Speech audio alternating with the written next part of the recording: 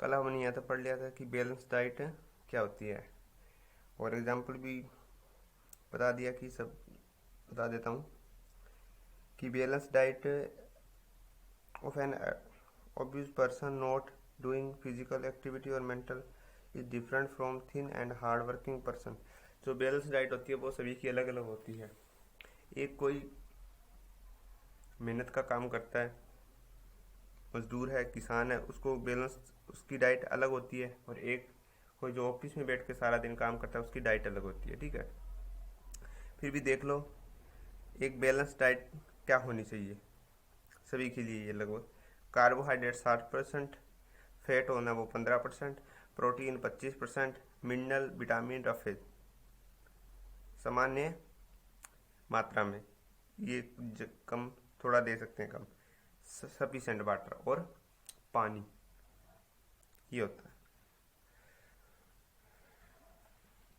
60 ये, और 15 और 25 ये, 40 हो गया 100%। बाकी इनकी थोड़ी थोड़ी मात्रा हो तो भी चल जाती है, पर ये ज़्यादा होनी चाहिए। It is not necessary that only expensive and non-vegetarian diet provide all the essential nutrient। ये ज़रूरी नहीं कि महंगी और नॉन वेजिटेरियन जो मांस है उससे हमें आवश्यक पोषक तत्व मिले, ये ज़रूरी नहीं है। Nutrition requirement of the body can also fulfilled by low cost food item and seasonal plant product. और हमें ये पोषक तत्व ये सस्ते भी मिल सकते हैं, सस्ते होते हैं काफ़ी। ये ज़रूरी नहीं कि महंगी महंगी चीज़ ही खाई जाए। और सीजनल प्रोडक्ट, सीजन के हिसाब से, मौसम के हिसाब से जो वस्तु मिलता है, जैसे क्या होता है सप्रोटेड सीड्स, अंकुरित अनाज, बीज, पल्सीज, दालें, ग्राउंडनट, फर्मेंटेड फूड जैसे इडली हो गया, ढोकला हो गया। ये एक combination of flour, missi roti, flour का मतलब बहुत सारे आटे मिला के एक साथ, बहुत सारे जो आटे हैं तो उनको एक साथ मिला लिया जाए, जैसे missi roti, thepla, made of cereals and pulses, जैसे बहुत सारे, जैसे 3-4 अनाज मिला के एक आटा तैयार कर लिया जाए, वो भी बोल सकते हैं कम्बिनेशन ऑफ फ्लोर आटा होता है। एंड ग्रीन लीफी वेजिटेबल, सत्तू, गुड़ एंड रिच इन न्यूट्रिएंट। ये सब चीज़ें सस्ती है और आसानी से मिल भी जाती है, और इनमें उतना काफ़ी ज़्यादा मात्रा में पोषक तत्व होता है। ये नेचुरल डाइट को, जो बैलेंस डाइट होती है, उसको कमी को ये फुलफिल कर देते हैं। मतलब ये चीज़ें खाने से ये ज़रूरी नहीं कि आप महंगी महंगी चीज़ खाओ, बादाम खाओ, ये चीज़ सस्ती चीज़ें हैं जो आपके आसपास मिल जाती है, प्रकृति ने आपको दी है, वो आपकी सारी जो ज़रूरतें उनको पूरा कर देती है। प्रकृति अपने आप ही सब कुछ जानती है कि क्या चाहिए किसको। We must take food which provide necessary nutrients for good health. Each nutrient play an important role in our growth well being. हम खाना खाते हैं हमारे शरीर की अच्छी हेल्थ के लिए, और न्यूट्रिएंट एक महत्वपूर्ण भूमिका निभाते हैं हमारे शरीर की ग्रोथ के लिए।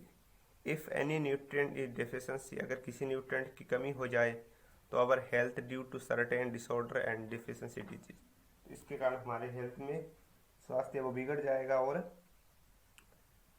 रोग, डेफिशिएंसी, अभाव जनित रोग हो जाएंगे। अभाव जनित रोग बता देंगे, नीचे लिखा है क्या होते हैं।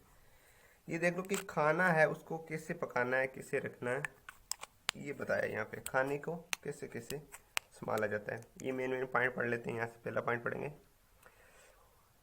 Cooking improve the taste of food but over cooking destroy the nutrient. खाना पकाने से भोजन में स्वाद वो बढ़ता है, परंतु ओवर ज़्यादा पकाने से उसमें जो न्यूट्रिएंट होते हैं, पौष्टिक तत्व होते हैं, वो सारे खत्म हो जाते हैं, डिस्ट्रॉय हो जाते हैं, बर्बाद हो जाते हैं सारे। Many protein, considerable amount of mineral are lost due to excess water used during cooking। बहुत सारे प्रोटीन और मिनरल लॉस हो जाते हैं, कम हो जाते हैं एक्सेस वाटर ड्यूरिंग, जब खाना पकाते समय हम ज़्यादा पानी डाल देते हैं तो उसकी वजह से जो प्रोटीन होते हैं वो ख़त्म हो जाते हैं। जैसे जिनमें विटामिन सी होता है, वो क्या होता है, पकाने से विटामिन सी खराब हो जाता है सारा, तो इसके लिए क्या करना चाहिए, उन फलों को कच्चा ही खाना चाहिए। ये लिखा है, there our diet contain raw and fresh fresh fruit, half cooked vegetable. या तो उनको थोड़ा बहुत पका लें या फिर बिल्कुल ही ना पकाएं, कच्चा खा लें। विटामिन सी,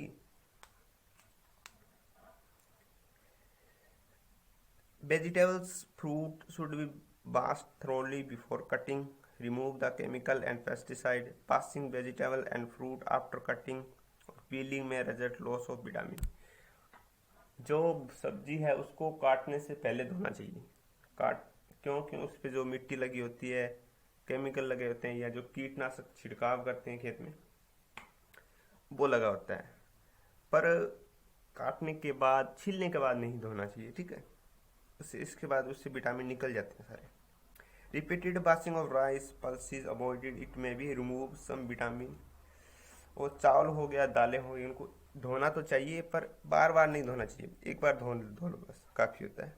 इस बार बार धोने से भी विटामिन निकल जाते हैं। Care must be taken to keep food item covered well, protect from insect, animal and other contamination. Food item है उसको ढक के रखना चाहिए ताकि वो कीड़ों से, जानवरों से और दूषित न हो, इससे बचा रहे। Food should be stored as well as served in clean utensils, और जब खाने को रखें तो साफ बर्तन में रखें। एंटेंसाइल होता है बर्तन। Deep fried roasted food loss their nutrient value, so food should be avoided. ये लिखा कि ज़्यादा फ्राई किया हुआ, ज़्यादा पकाया हुआ वो भोजन न खाएं, उससे बचें आप। Oily and spicy food tasty but harmful, जो ज़्यादा मसालेदार होता है, ऑयली होता है, ज़्यादा तेल वाला होता है, वो अच्छा तो लगता है बट हार्मफुल, नुकसानदायक होता है। दे लीड ओबेसिटी, क्या इसको बढ़ाता है? ओबेसिटी को बढ़ाता है, यानी मोटापा बढ़ाता है। Therefore such food item should not be taken as regular food, इस तरह के जो फूड वाले हैं वो रेगुलर नहीं खाने चाहिए, रोज रोज, इससे मोटापा बढ़ता है। देख लो डेफिशिएंसी डिजीज, बता देता हूँ क्या क्या होते हैं। A disease caused due to lack of one or more nutrient in a diet long period of time is called deficiency disease. वो रोग जो किसी पोषक तत्व की कमी के कारण हो जाते हैं हमारे भोजन में, उसको बोलते हैं डेफिशिएंसी डिजीज।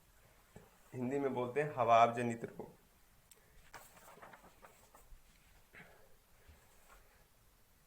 आगे है, क्वेश्चन करेंगे तब बता दो, क्वेश्चन आया है इसके बारे में तब बता दो।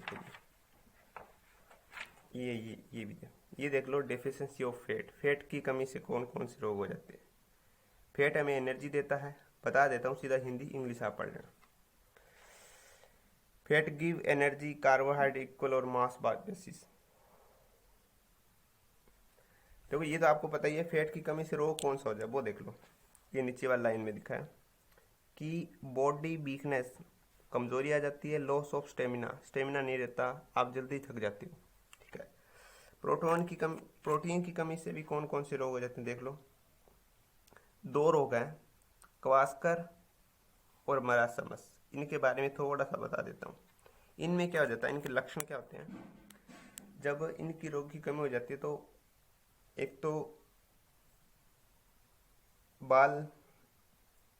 बालों का रंग चेंज हो जाता है, चमड़ी के रोग हो जाते हैं, और बच्चे की ग्रोथ है वो नहीं हो पाती, बच्चों में होती है रोग। और क्या होता है, उसके जो घुटने वो मुड़ जाते हैं, हड्डियां मुड़नी शुरू हो जाती है। ये इस रोगों के लक्षण होते हैं कुछ, ठीक है। विटामिन की कमी से कौन सा रोग होता है देख लो, यहाँ पे दे रखे हैं, ये टेबल में सारा दे रखा है। विटामिन ए, नाइट ब्लाइंडनेस, यानी कम दिखना या रात में कम दिखाई देना, कम दिखाई देना होता है इसका मतलब आंखों का रोग होता है, दिखाई देना कम हो जाता है अगर विटामिन डी हो। सिम्टम क्या होता है, unable to seen in dim light और ए नाइट, अगर आपको डिम लाइट में कम दिखाई देता है तो आपको विटामिन ए की कमी हो सकती है। विटामिन B1, इससे होता है बेरी बेरी रोग। ये होता है swelling, pain in legs, dizziness, palpitation, loss of appetite, भूख नहीं लगना, दर्द रहना पैरों में, ये होता है। और डिजीनेस मतलब आलसी सा रहना, ठीक है। सक्रिवी, ये दांतों का रोग होता है सक्रिवी, जो विटामिन सी की वजह से होता है। Swelling and bleeding of gums, poor resistance to cold, इससे क्या होता है, दांतों के मसूड़े उनमें दर्द होने लगता है, उनमें स्वेलिंग, ब्लीडिंग, खून आना शुरू हो जाता है, सूज जाते हैं, एंड पुअर रेजिस्टेंस, और ठंड ज़्यादा लगती है। ये विटामिन डी की कमी से होता है। विटामिन सी की, अब विटामिन डी की कमी से होता है रिकेट्स, ये हड्डियों का रोग होता है। ट्विस्टेड एंड बेंट बोन, इससे जो पाँव मुड़ जाते हैं, हड्डी कमजोर हो जाती है मतलब। Vitamin K, haemorrhage, excess bleeding from any injury and slow clotting of blood. ये हेमोरहेज का मतलब होता है कि जब आपके कहीं भी चोट लग जाती है तो खून बहना बंद नहीं होता आपका, ठीक है, इससे खून ज़्यादा निकल जाता है, रक्त का थक्का नहीं जमता। एक देख लो, इसकी कमी से कौन कौन सा रोग होता है, ये मैंने कल करवा दिया था क्वेश्चन में। मिनरल की कमी से कौन सा रोग होता है, यहाँ पे दे रखा है, यहाँ से पढ़ेंगे। बाकी मैंने करवाया हुआ है कि किस में क्या क्या चीज़ें पाई जाती हैं, वो तो पहले बताया है। Deficiency of iodine, retarded growth and mental disability. Iodine है वो जरूरी होता है मेंटल डिसेबिलिटी के लिए। And abnormal enrolment thyroid gland और कोइटर, इससे घेंगा रोग हो जाता है। कल बताया था ना आपको, घेंगा, घेंगा ये रोग होता है जैसे इसका गला कितना सूज गया है, गला सूज जाता है। और कैल्शियम की वजह से क्या हो जाता है, हड्डियां कमज़ोर हो जाती है, दांत कमज़ोर होते हैं, क्योंकि दांत और हड्डियां कैल्शियम की बनी होती हैं।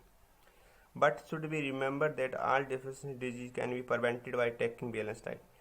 पर जो भी ये रोग बताएं आपको, इनसे बचा जा सकता है बैलेंस डाइट लेके, ठीक है। अब आपको क्वेश्चन करना है, इस साइड में करना है क्वेश्चन आपको, पेज नंबर 40 पे क्वेश्चन करना है 2 और 4।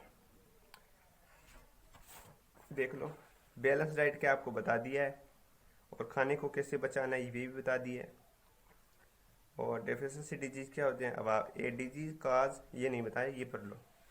अभाव जनित रोग क्या होते हैं, a disease cause due to lack of nutrient in diet over long period of time. वे रोग जो लंबे समय से पोषक तत्वों के हवाब, हवाब होता है कमी, जो कमी के कारण होते हैं उन्हें हवाब जनित रोग कहते हैं। इसमें पहला है, यहाँ पे कार्बोहाइड्रेट की कमी से होने वाले रोग। जनरल वीकनेस, सामान्य कमजोरी। मेंटल वीकनेस, मानसिक विकलांगता मतलब दिमाग की कमजोरी। डेफिशिएंसी ऑफ प्रोटीन, प्रोटीन की कमी से होता है मरासमस और क्वासरकर, हिंदी में सेम ही बोलते हैं दोनों को, मरासमस और क्वासकर। ये आप 2 क्वेश्चन लिख लेंगे, चैप्टर कंप्लीट हो गया। Thank you.